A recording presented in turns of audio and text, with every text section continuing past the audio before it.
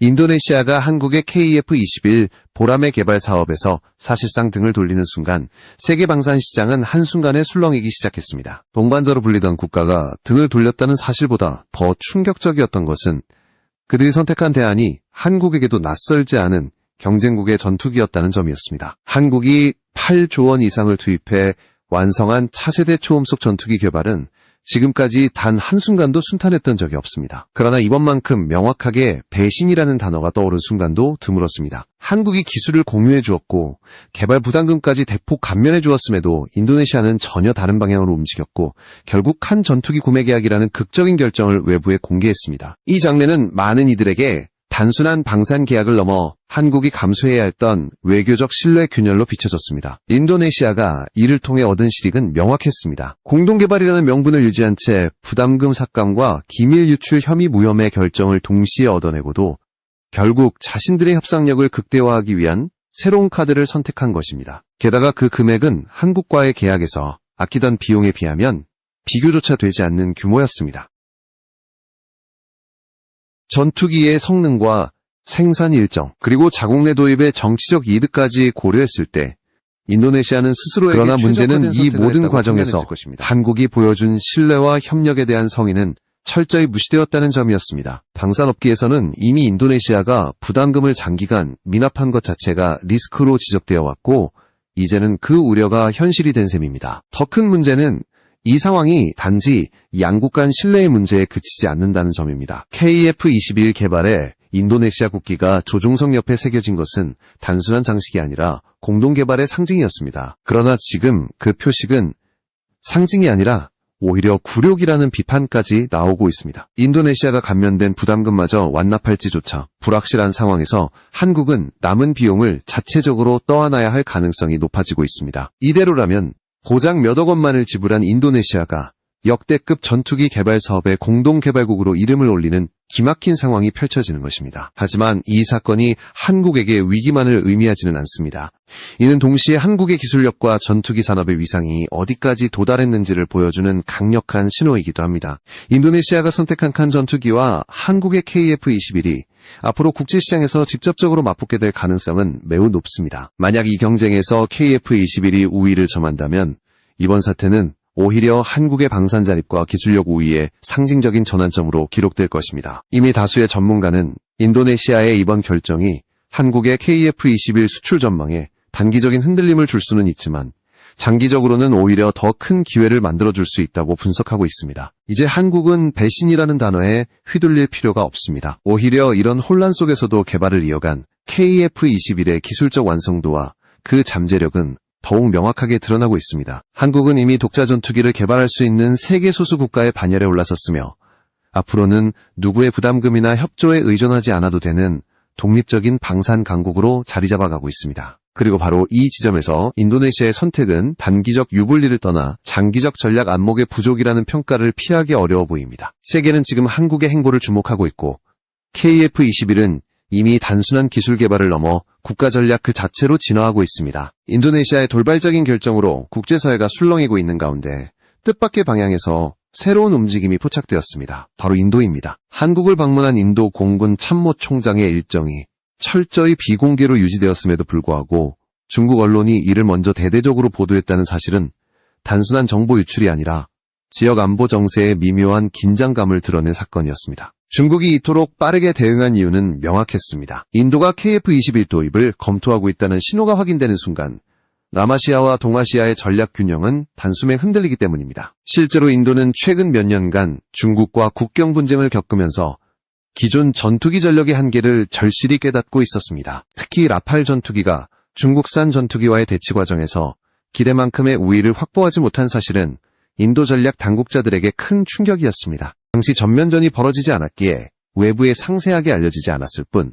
인도 내부에서는 라팔에 대한 신뢰가 흔들리고 있었습니다. 인도는 미국, 프랑스, 러시아, 심지어 중국까지 다양한 전투기 선택지를 두고 검토했지만 성능 가격 유지 보수 생산 속도를 모두 고려했을 때 명확한 대안은 딱 하나였습니다. 바로 한국의 KF-21이었습니다. 중국이 인도의 KF-21 도입 가능성을 민감하게 반응한 것도 이런 배경 때문입니다. 인도는 이미 한국의 K9 자주포를 운영하며 안정적인 정비와 성능을 경험했고 그 결과 추가 도입 계약까지 체결했습니다. 이 경험은 인도가 한국 무기체계의 신뢰성과 실질적 운용 능력을 직접 확인했다는 뜻이었습니다. 이렇게 축적된 신뢰는 전투기 도입 결정에도 매우 중요한 의미를 가집니다. 인도는 단순히 전투기 자체의 성능만 평가하는 것이 아니라 투입 이후 30년 이상 이어질 정비체계 부품 수급 비용 대비 성능 효율까지 고려합니다. 바로 이 지점에서 KF-21은 압도적인 강점을 가지고 있었습니다. KF-21은 최신 기술을 적용한 전투기임에도 유지 보수가 복잡하지 않고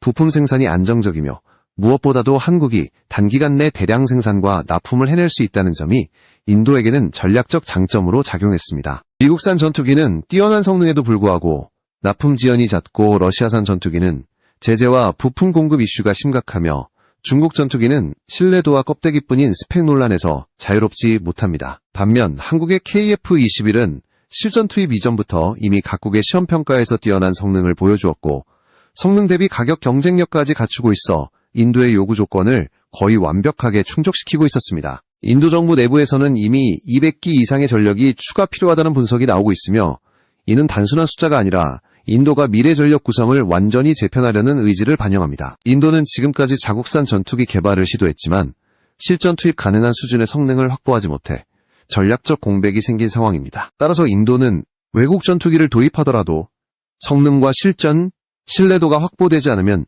절대 선택하지 않습니다. 그런 점에서 KF-21은 기존 전투기들을 대체할 뿐 아니라 인도가 향후 20년간 유지해야 할 주력 전력으로 자리 잡을 수 있는 드문 후보라는 평가를 받고 있습니다. 특히 중국이 인도의 전력 강화 움직임을 경계하며 즉각적인 반응을 보인 것은 그만큼 KF-21이 지역 안보 구도에 실질적인 영향을 미칠 수 있는 기종이라는 점을 의미합니다. KF-21이 인도 공군에 배치될 경우 중국은 남아시아에서 공군 우위를 장담할 수 없게 되고 이는 단순한 군사 균형이 아니라 정치 외교적 압박까지 이어질 수 있습니다. 한국은 여기서 새로운 전략적 기회를 맞이하고 있으며 인도는 자신들의 국방력을 근본적으로 재편할 수 있는 선택지를 눈앞에 두고 있습니다. 그리고 이 선택지가 중국에게는 감당하기 어려운 위협으로 다가가고 있다는 사실은 이미 국제적 분석을 통해 명확히 드러나고 있습니다.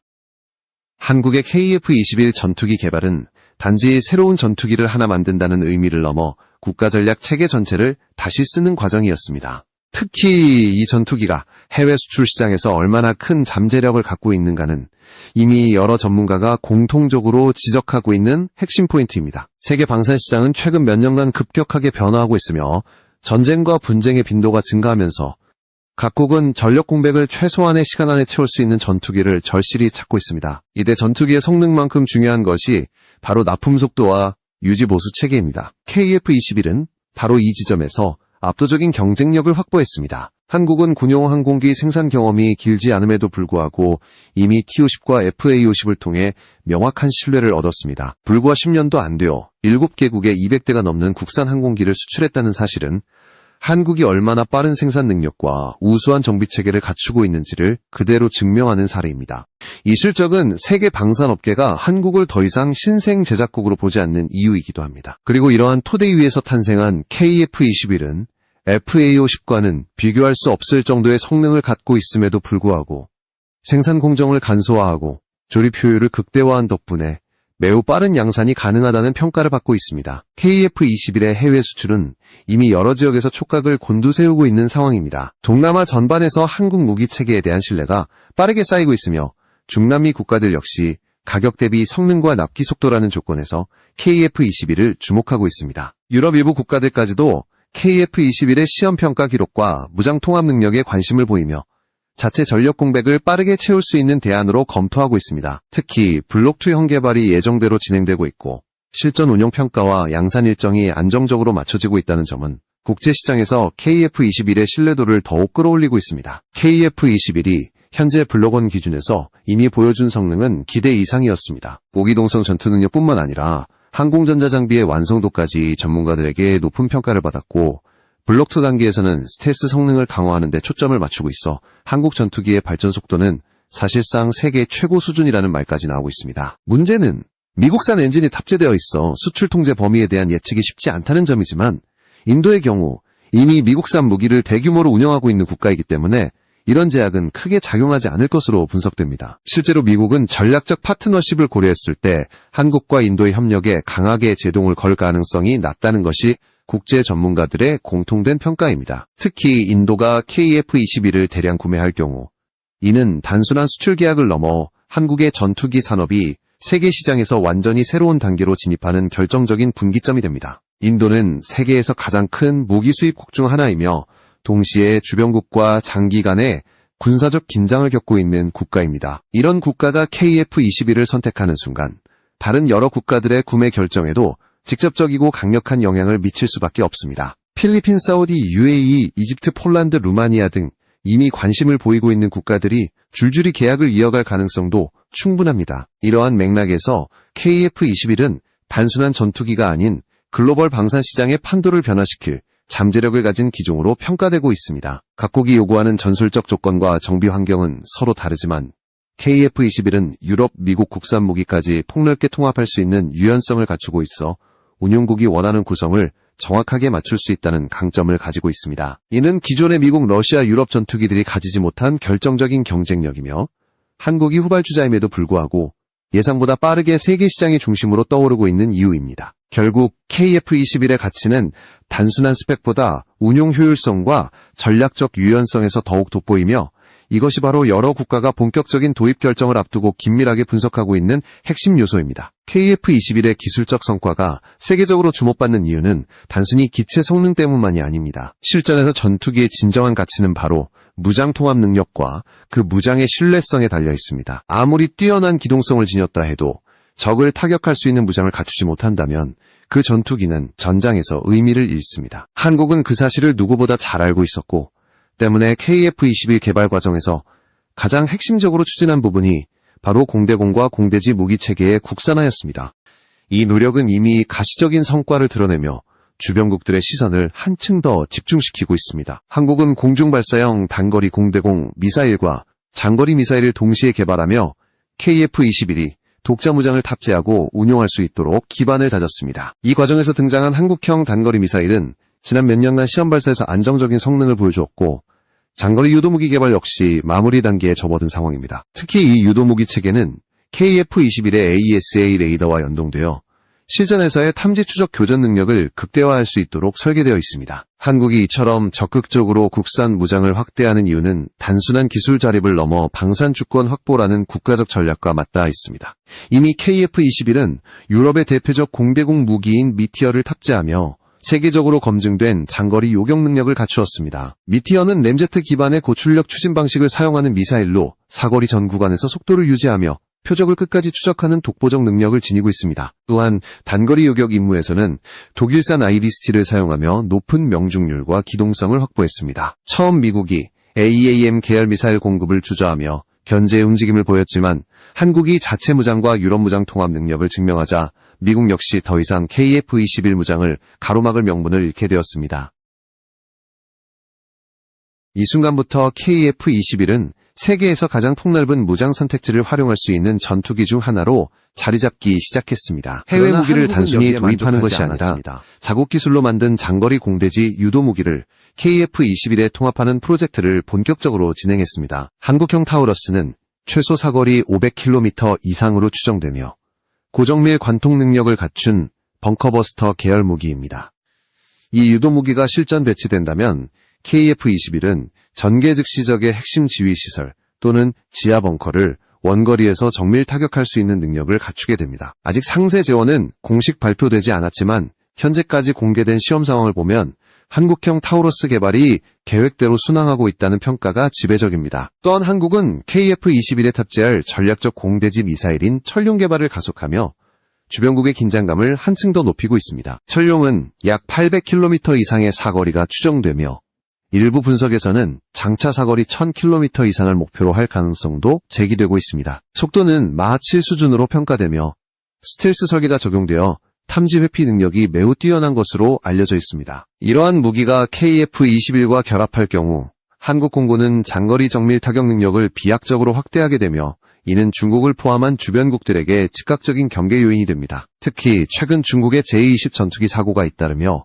신뢰도 논란이 커지는 상황에서 한국의 전략 유도무기 개발 소식은 중국에게 더 큰 압박으로 작용하고 있습니다. KF-21 무장 개발의 핵심은 완전한 국산 플랫폼 구축입니다. 이를 통해 한국은 단순히 무기를 조립해 수출하는 국가가 아니라 전투기에서 무장까지 모두 생산할 수 있는 독립형 방산체계로 발전하고 있습니다. 이 변화는 수입국들에게 엄청난 장점으로 작용합니다. 무장구매국은 특정 국가의 정치적 제한이나 수출 통제에 얽매이지 않고 안정적으로 보급을 받을 수 있으며, 이 부분이 바로 미국이나 유럽산 전투기에서는 쉽게 구현되지 않는 영역입니다. 한국은 이 점을 정확히 이해하고 있으며 무장 국산화와 통합 능력을 KF-21의 핵심 경쟁력으로 발전시키고 있습니다. 이러한 구조가 완성될수록 KF-21은 전 세계에서 독자적 가치를 가진 고성능 전투기로 자리 잡을 수밖에 없습니다. 한국이 KF-21을 중심으로 구축하고 있는 방산 생태계는 단순한 기술 개발을 넘어 국가 전략 전반을 재편하는 수준으로 확장되고 있습니다. 특히 지상 전력과의 연계는 한국 방위산업의 가장 강력한 기반 중 하나입니다. 한국은 이미 전 세계적으로 인정받는 K9 자주포를 통해 지상 화력 분야에서 독보적 위치를 확보했으며, 각국의 실전 평가와 전력 강화 경험이 이 무기의 가치를 더욱 높이고 있습니다. 인도가 최근 백문 규모의 추가 계약을 체결한 것도 한국 무기 체계에 대한 인도는 중국과의 국경 충돌 이후 즉각적으로 실질적 화력을 확대해야 했고, 그러한 상황에서 한국산 K9은 가장 빠르게 전력화가 가능한 선택지였습니다. K9 자주포의 성공 사례는 KF-21 수출 전망과도 깊게 연결됩니다. 단순히 전투기 성능이 뛰어나기 때문이 아니라 한국이 제공하는 유지보수 체계 사후 관리 속도, 대량 공급 능력이 이미 국제적으로 검증되었다는 점이 중요한 요인입니다. 한국은 무기 판매 이후에도 지속적인 정비 지원과 성능 개선을 제공하는데, 이 부분이 많은 국가가 한국산 무기를 신뢰하는 가장 실질적인 이유입니다. 이런 특성은 고가의 첨단 전투기를 구매하는 국가들의 매우 중요한 요소로 작용합니다. 전투기는 아무리 뛰어나도 부품 공급이 제때 이루어지지 않으면 단순한 금속 덩어리에 불과해지기 때문입니다. KF-21은 이러한 한국형 구조를 그대로 계승하고 있습니다. KF-21 생산체계는 이미 표준화된 공정을 기반으로 구축되어 있어 초도 양산 이후 빠른 속도로 대량 생산이 가능합니다. 이는 한국이 해외 수요를 감당할 수 있는 구조적 능력을 갖추고 있다는 뜻이며, 납품 지원으로 유명한 여러 국가의 전투기와 비교했을 때 매우 큰 장점입니다. 실제로 폴란드가 FA-50을 계약한 지 불과 1년 만에 전력을 넘겨받은 사례는 세계적으로도 이례적이며, 이 장면은 해외 언론과 군사 전문가들 사이에서 한국의 생산 능력을 상징하는 대표적 사례로 회자되고 있습니다. 전투기 계약에서 납품 속도는 값비싼 성능만큼이나 중요한 기준이며, 특히 안보 위협을 겪는 국가들에게는 결정적 요소입니다. 세계 방산 시장은 현재 제2차 세계대전 이후 최대 규모의 성장기를 맞이하고 있습니다. 지정학적 갈등 분쟁 증가 경제, 불확실성 등의 요인이 복합적으로 작용하며 각국은 공격적인 전력 증강에 나서고 있습니다. 향후 10년 동안 글로벌 방산 예산이 2,900조 원을 넘어설 것이라는 전망이 나오는 것도 이런 흐름 때문입니다. 그러나 수많은 무기 제조국이 존재함에도 모든 국가가 이 기회를 잡을 수는 없습니다. 무기 수출은 단순한 판매가 아니라 정치적 영향력, 기술력, 신뢰도 모든 요소가 종합적으로 평가되는 분야이기 때문입니다. 이런 환경 속에서 한국이 단기간에 존재감을 급격히 키우고 있다는 사실은 매우 이례적이며, 동시에 세계가 한국을 어떻게 바라보고 있는지를 명확히 보여주는 지표입니다. KF-21의 경쟁력은 복합적입니다. 성능, 가격 낮기, 무장 유연성, 모든 항목에서 균형 잡힌 점수를 얻고 있으며, 특히 고객 국가가 원하는 형태로 맞춤형 구성이 가능하다는 점이 강력한 차별 요소로 작용합니다.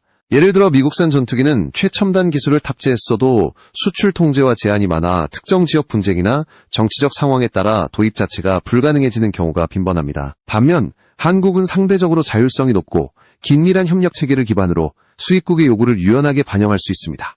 이는 한국이 미국, 유럽, 러시아 등 기존 강대국들과 구분되는 독자적 장점입니다. KF-21이 이 모든 장점과 함께 국산 무장 플랫폼을 확장하고 있다는 사실은 세계 시장에서 한국이 새로운 축으로 떠오르고 있음을 의미합니다. 국제 정세가 불안정해질수록 방산 시장의 수요는 폭발적으로 증가하게 되고, 빠르게 납품할 수 있는 능력과 실제 성능을 보여줄 수 있는 국가만이 살아남게 됩니다. 한국은 이미 이 조건을 모두 충족하고 있으며 KF-21은 그 정점에 있는 상징적 무기입니다. 이제 한국은 전투기 수출국이라는 타이틀을 넘어 전 세계 안보 환경을 변화시키는 실질적 영향력을 가진 국가로 평가받기 시작했습니다. 그리고 이러한 흐름은 앞으로 더욱 강화될 가능성이 높습니다. KF-21 개발은 한국이 처음으로 세계 전투기 시장의 중심에 서게 된 거대한 전환점이었습니다. 그러나 이 전투기가 가진 의미는 단순한 기술적 성취나 경제적 효과에 그치지 않습니다. KF-21은 한국이 더 이상 외국의 기술과 승인에 의존하지 않고 스스로 미래 전력을 구축할 수 있음을 세계에 선언한 프로젝트였습니다. 이 선언은 단순한 자부심의 차원을 넘어 전략적 메시지로 기능하고 있으며 주변국에게는 강력한 경고로 받아들여지고 있습니다. 특히 최근 수년간 급변하는 국제 정세는 독자적인 무기 체계를 보유한 국가와 그렇지 못한 국가 사이의 격차가 얼마나 큰지를 극명하게 보여주고 있습니다. 한국은 오랜 기간 동안 미국산 무기를 도입하며 기술을 축적해왔고 그 과정에서 자연스럽게 미국의 영향력 아래에 있었습니다. 미국은 한국을 핵심 동맹으로 대우했지만 동시에 한국이 스스로 방산 주권을 확보하는 것을 경계해왔습니다. 이러한 흐름은 KF-21 개발 초기부터 감지되었고 특히 중거리 공대공 미사일 통합 과정에서 미국이 돌연 지원 철회를 통보한 사건은 그 상징적 사례였습니다. 한국이 미국산 전투기와는 다른 독자의 길을 걷기 시작하자 미국은 기술 종속을 유지하고자 하는 입장에서 미사일 지원을 제한하려 했던 것입니다. 그러나 한국은 이 압박을 뚫고 미티어와 아이리스-T를 통합하며 오히려 더 큰 기술적 유연성을 확보하는 데 성공했습니다. KF-21 시험 비행이 순조롭게 진행되고 블록2 개발이 예정대로 추진되자 세계 방산 시장의 분위기는 완전히 바뀌었습니다. 기존에는 한국이 전투기를 독자 개발한다는 사실 자체를 의심하던 시선들이 이제는 얼마나 빨리 세계 시장을 장악할 것인지에 초점을 맞추기 시작했습니다. 게다가 최근 중국의 제220 전투기 사고가 잇따르며 안정성 논란이 커졌고 러시아는 우크라이나 전쟁 이후 항공기 생산 능력이 크게 떨어졌으며 미국은 수출 통제와 납품 지원 문제가 심각해졌습니다. 이런 상황 속에서 한국의 KF-21은 빠른 생산 속도와 안정적인 품질 관리 능력 덕분에 전 세계의 공백을 메울 수 있는 사실상 유일한 대안으로 부상하고 있습니다. 한국이 개발 중인 천룡 미사일과 장거리 공대지 유도무기 개발 속도도 세계를 놀라게 하고 있습니다. 여기에 스텔스 기술과 국산 레이더 AESA까지 더해지면서 한국은 공군 전력 전반을 자국 기술로 재편할 수 있는 단계로 올라섰습니다. 이는 단순한 전투기 한 대의 개발이 아니라 한국 국방 전략 전체가 극적으로 변화하고 있음을 의미합니다. 특히 국산 무장, 국산 에이비어닉스, 국산 체계 통합 능력은 미국, 유럽, 러시아 어느 국가의 간섭도 받지 않는 독립된 방산 생태계를 구축하게 해줍니다. 이런 구조는 수출국 입장에서 매력적일 수밖에 없으며 정치적 제약으로부터 자유로운 무기 구매를 원하는 국가들에게는 결정적 장점이 됩니다. KF-21은 이제 한국이라는 하나의 국가를 넘어 새로운 국제 기준으로 자리 잡고 있습니다. 세계 곳곳에서 벌어지는 갈등과 전력 재편 속에서 KF-21은 전투기 시장의 균형을 다시 쓰고 있으며 기존 강대국들이 독점해온 영역을 실질적으로 흔들고 있습니다. 더군다나 인도와 같은 거대 국가가 도입을 검토하고 있다는 사실은 KF-21의 전략적 가치를 극대화하며 국제적 영향력을 폭발적으로 확장시키는 기폭제가 되고 있습니다. 인도는 아시아 최대의 전력 구매국으로 그들의 선택은 곧 여러 국가들의 방향성을 결정짓는 기준이 됩니다. 이들이 KF-21을 선택하는 순간 한국은 순식간에 세계 3대 전투기 공급국의 위치를 확보할 가능성도 충분히 있습니다. 결국 KF-21 개발은 한국이 기존의 틀을 깨고 독자적 전력 구성을 만들어가는 과정이자 국제 분쟁의 판도에서 영향력을 행사할 수 있는 강력한 기초가 되고 있습니다. 배신을 당하기도 했고 수많은 압박과 불신을 견뎌야 했지만 한국은 흔들리지 않았고 오히려 그 모든 순간을 성장의 밑거름으로 삼았습니다. 이제 세계는 한국을 더 이상 후발 제작국으로 보지 않습니다. 기술력, 생산력, 무장 통합 능력 모든 분야에서 한국은 이미 새로운 기준을 만들어냈습니다. 앞으로 KF-21이 세계 각국의 상공을 날아다니게 되는 순간 이 전투기는 단순한 무기를 넘어 한국의 전략적 위상을 보여주는 상징이 될 것입니다. 그리고 지금 이 흐름을 막을 수 있는 국가는 사실상 존재하지 않습니다.